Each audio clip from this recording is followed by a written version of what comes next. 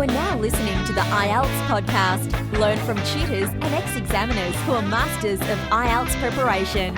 Your host, Ben Worthington. Vary your linking phrases using synonyms.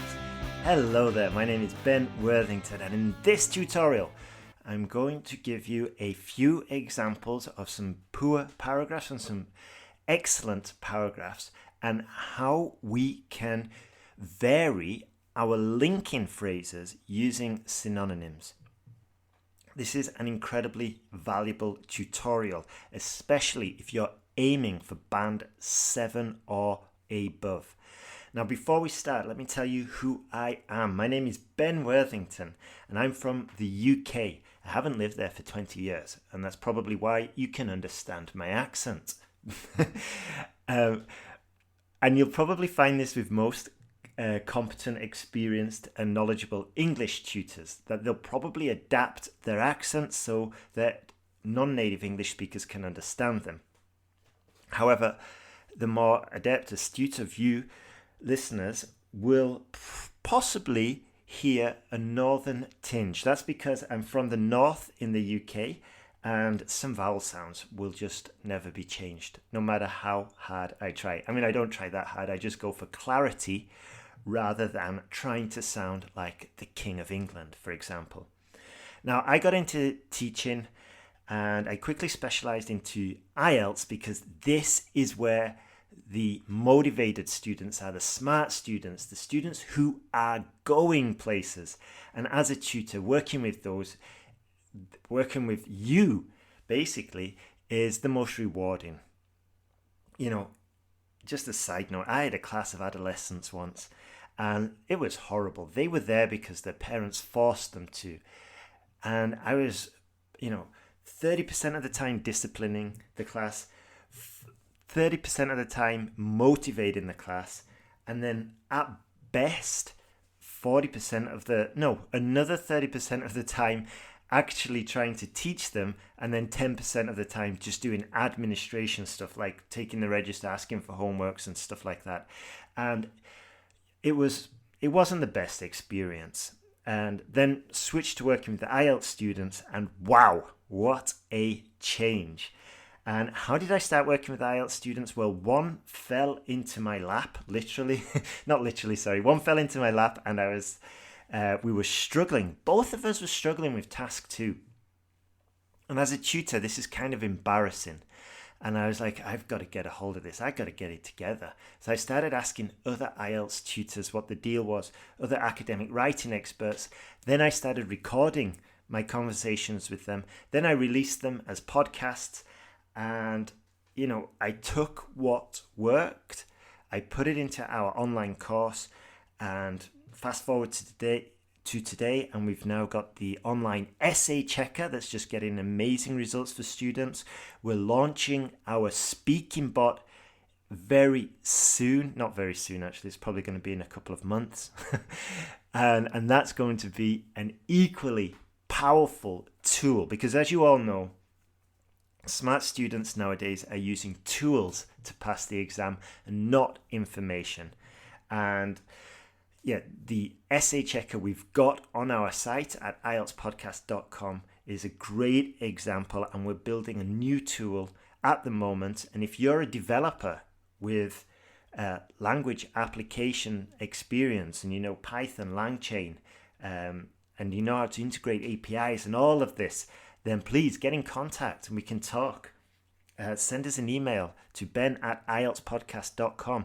Put in the subject line developer in capital letters, and we can have a chat. Right then, let's jump into it. Varying your linking phrases using synonyms. Now, in writing task 2, a variety of phrases is crucial for demonstrating your language proficiency and enhancing the coherence of your essay. So you're going to win on on two criteria here: the lexical resource and cohesion and coherence, assuming you take what we teach in this tutorial and you apply it appropriately. Now, a lot of students believe that using cohesive linking words is the way to score high. Now, this will help, but in a minute, I'm going to give you an example of overuse of using cohesive linking words, and I'll demonstrate why it's important to avoid repetitive phrases. And we're also going to look at another cohesive device, as I said, which is the use of synonyms. Now, varying your linking phrases using synonyms is going to be a powerful way to boost your score in the two criteria I just mentioned. Let's jump into it and assume we're looking at a body paragraph talking about government regulation. So, this is the essay. Government regulation can have a significant impact on the economy. Furthermore, it affects various sectors such as finance, healthcare, and the environment. In the financial industry, banks must follow strict guidelines for lending and investments. For instance, they need to comply with regulations to prevent fraudulent practices. Great vocabulary there. Moreover, in healthcare, regulations focus on maintaining quality services and patient safety. Similarly, environmental regulations protect natural resources and prevent pollution. Hence, government regulation has a substantial impact on the economy and different sectors. Now, this is a poor use of linking phrases because it relies heavily on the phrase government regulation. And it's also, the repetition of this phrase also makes it monotonous and it kind of lacks variety. So, varying the linking phrases using synonyms would have improved the overall coherence and readability of the paragraph. Let's have a look at another variation, and I want you to tell me afterwards if you think it's good or if you think it's bad. The economic cost of government regulation can be substantial. However, businesses may need to incur additional expenses to comply with regulations. For example, they need to invest in new equipment, technologies, and additional staff. As a result, this can have a negative impact on profitability and hinder business growth. Additionally, excessive regulation can discourage entrepreneurship and innovation. Consequently, startups and entrepreneurs may face numerous barriers to entry due to regulatory requirements, which restrict their ability to compete effectively. Hence, the economic cost of regulation is significant. Now, this is another bad use of linking phrases. It does include the standard linking phrases. However, for example, additionally, consequently. However, it kind of lacks the use of synonyms. And in my opinion, I think it's got far too many linking phrases. It sounds forced. It doesn't sound natural. And also, again, we've got the repetitive use of the phrase government regulation. How can we rescue these two body paragraphs? What's the deal? How can we do this? One of my favorite ways to improve an essay is to add demonstratives, and in this case it would be plural demonstratives, because these assume a link to what we've just said. Government regulations can impose a substantial economic burden on businesses.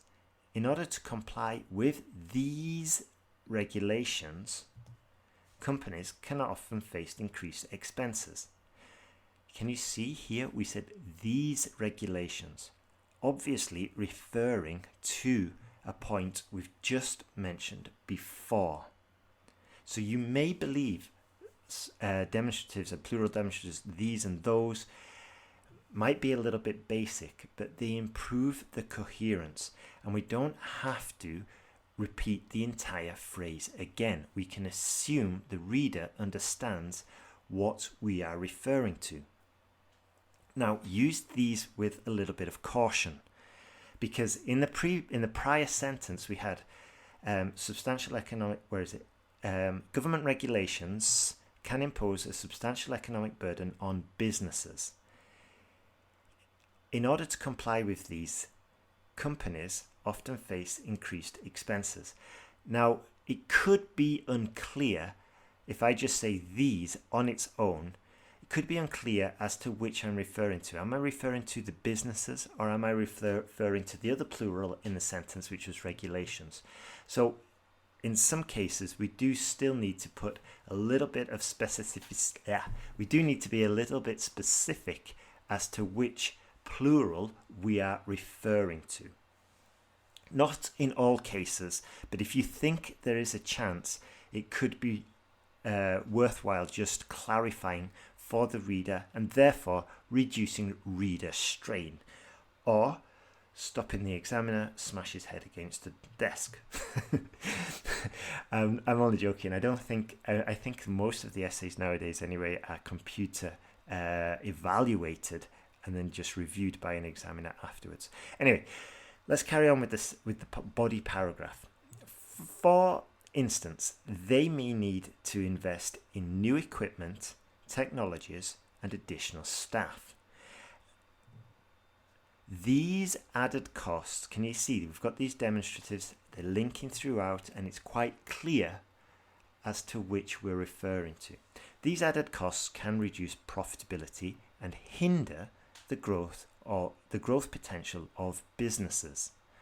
Moreover, excessive rules can deter entrepreneurship and innovation. So what are we referring to here? What are we referring to when we say the rules? Well, it's quite clear for the reader we are referring to government regulations. These are the rules we're referring to. So moreover, excessive rules can deter entrepreneurship and innovation. Now that's a simple sentence. It's a short sentence. Don't worry about that.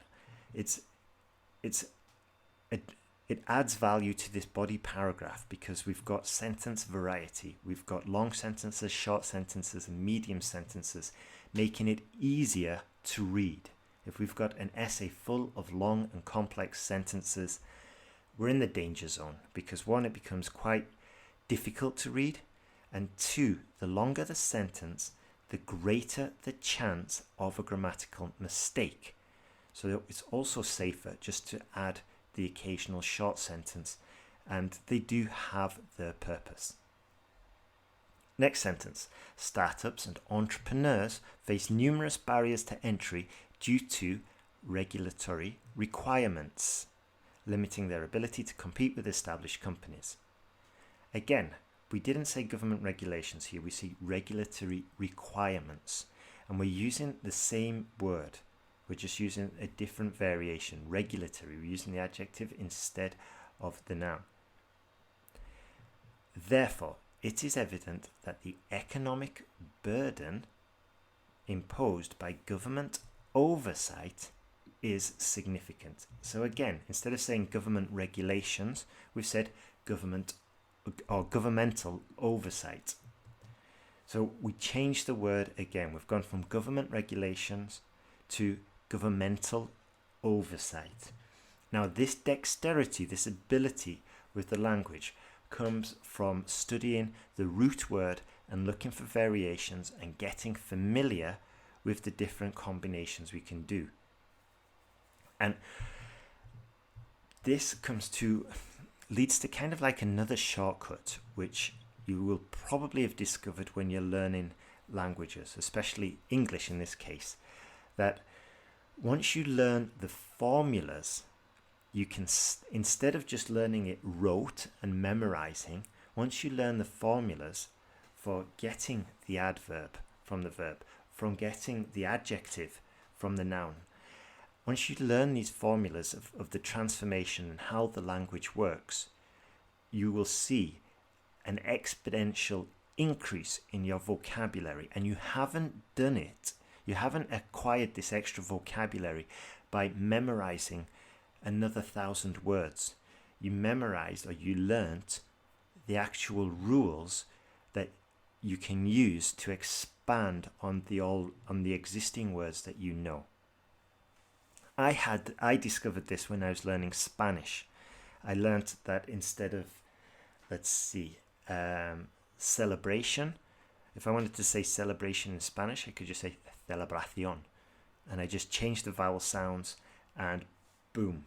Now I can do this with pretty much about, 80% of the words that end T-I-O-N. In English, I can transform them into Spanish words and my vocabulary increased. Now that was a shortcut, that was a formula that I learnt, and obviously there is a close proximity between English and Spanish.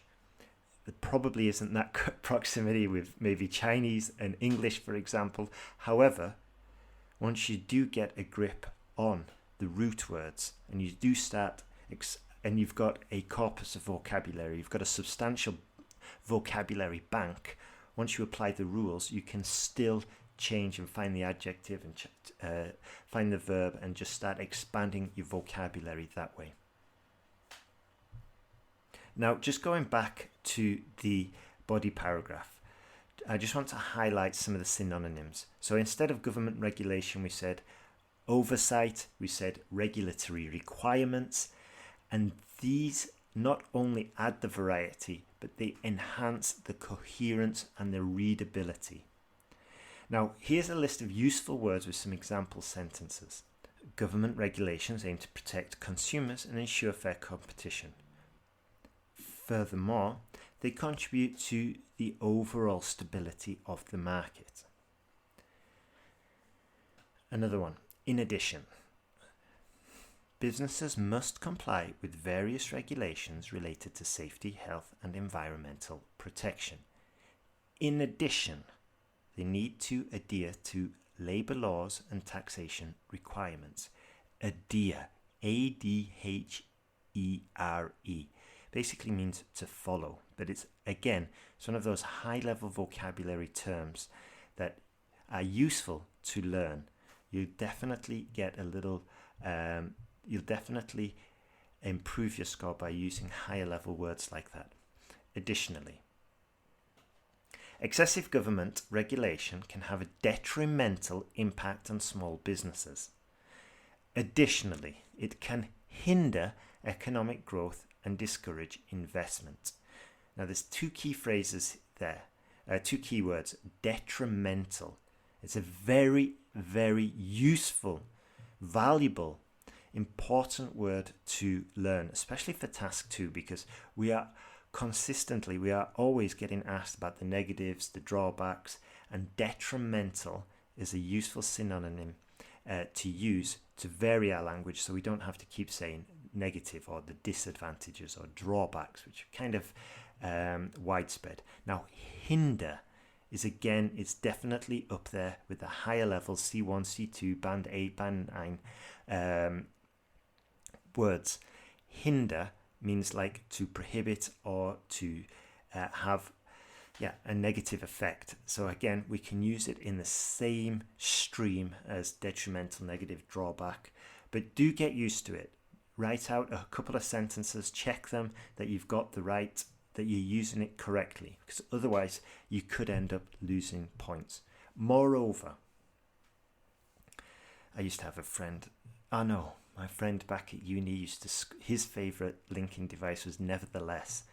And it was hilarious reading his essays because he would just put in nevertheless like way too many times. And I was like, why are you doing that, Alex? And he's like, it just makes me sound intelligent. And they're like, oh, okay, you do you. All right, so moreover, government regulation plays a vital role in maintaining public safety. Moreover, it helps create a level playing field for businesses. So moreover, we can use it just to build on our points that we made previously in the previous sentence. Definitely a useful word. On the other hand, government regulation can be seen as a necessary measure to protect consumers. On the other hand, it could be seen as burdensome for the companies. That's quite a general standard one. Be careful though. This phrase comes with kind of like some rules. If you're going to use on the other hand, you've got to have used on the one hand in previous sentences. And these are contrasting viewpoints as well. So we have on the one hand, X, Y, Z. On the other hand, ABC. If we just have on the other hand, then we've basically got an essay written by a person with one hand, which could be it could be the case. But anyway, obviously, when we're using that phrase, remember it comes with its partner. On the one hand, XYZ, on the other hand, ABC. Now, just before we wrap this up, I've got a small request. We do not do any paid advertising. It's too expensive. We put all, and it would just add costs to you, the user. And we know studying for IELTS is frustrating. It's expensive, and you're paying all this money to the British Council, to IDP, and it's just enough. So this is why we try to make our courses and our services such as the AI essay checker, where you can get a free band score estimate. We try to make this as low cost as possible, and this is why we're launching the speaking bot. So in return, if you've got a friend who's struggling with the IELTS, I'd appreciate it if you could just send them our podcast, or even better, maybe just write a review in Spotify, in Apple iTunes, in whichever podcast service you're using to get this information. If you could write a review or even go to Trustpilot, that would be amazing. As I said, we don't spend money on promoting this podcast, so if you could just share it with your friends and help them out too, I would be very grateful for your action.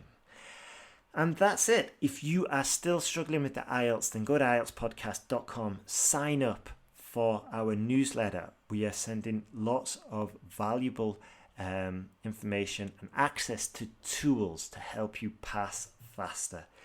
That's it from me today. Have a beautiful day. And just one last thing. IELTS is tough. Don't get frustrated. Take a deep breath. You will get there in the end. You know, you've learned your own language, you've learned the IELTS, you've probably got a conditional offer, you're probably in the country already that you want to stay in, and IELTS is just one small step. It might seem like a massive step, but if you just zoom out, look at the big picture, it's another obstacle. Keep moving. And yeah, I'm in the same situation, a similar situation. I will be returning back to the UK very soon, and I've got to sort out spouse visa for my wife. I've got to sort out a passport for my child. I've got to start registering back in the UK, and it's not easy. And if I had to take IELTS as well, then it's just it's all these obstacles we've got to get through, but trust me, it's worth it. When you get there at the end and you've got your place in a university in Canada or a university in the UK, or you've got your permanent residency, you look back and you're like, wow, I totally smashed that goal, that obstacle. Now look at me, now look at me now. I'm unstoppable, or as the Germans say, unhaltfassen. I destroyed that pronunciation. I'm sorry to our German listeners. I can't remember, but I write it out, and it's just unstoppable. It's one of my favourite words. And you're going to be unstoppable as well. Have a beautiful day, and good luck with your IELTS.